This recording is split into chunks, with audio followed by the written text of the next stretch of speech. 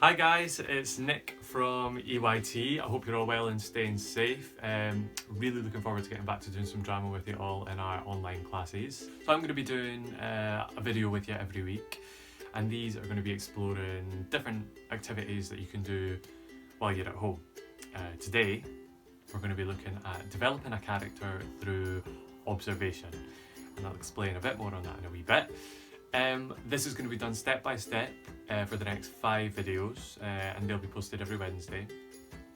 And by the end of it, you should have your own fully formed character.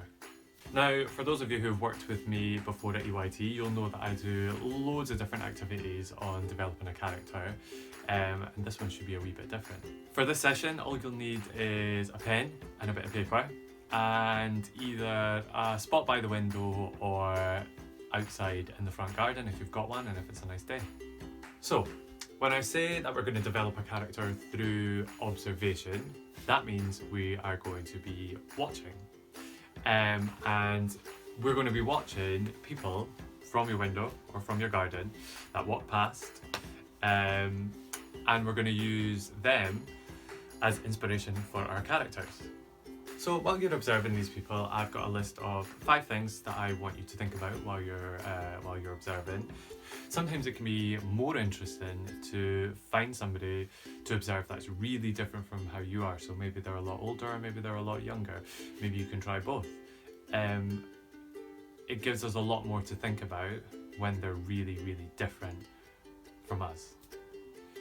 The first one is age.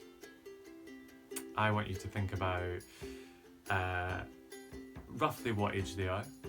Are they much older than you? Are they much younger than you? And I want you to make a guess about roughly what age you think they are. And it doesn't have to be right, it's just a guess. The main thing is we're trying to figure out how much older they are than you and how much younger they are. The second thing I want you to think about is their expression. So I want you to look at their face, and we've done loads of work on this in EYT.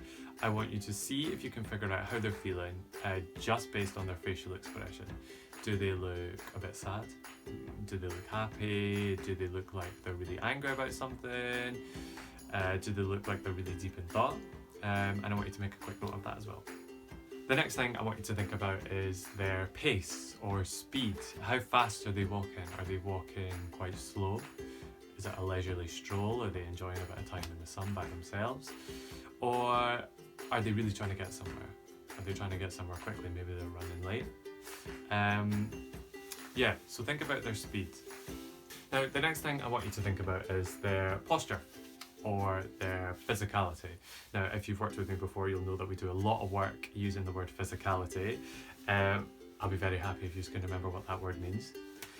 So when we talk about physicality, we are talking about their posture and their body and the way that they stand, the way that they walk, the way that they move, the way that they use their body.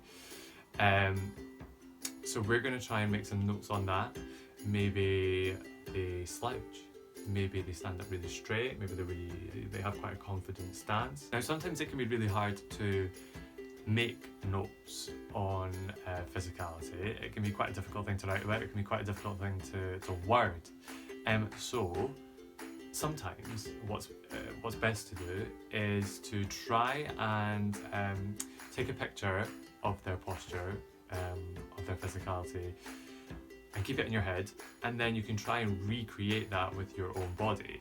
And sometimes that can help you put it into words a bit better. So you might copy their posture and maybe they slouch, and then maybe you might realise from just copying them, that actually they have quite a stiff neck, or maybe they hold their shoulders up a little bit, or maybe they bend their knees a little bit because they have sore knees. Maybe they're a lot older.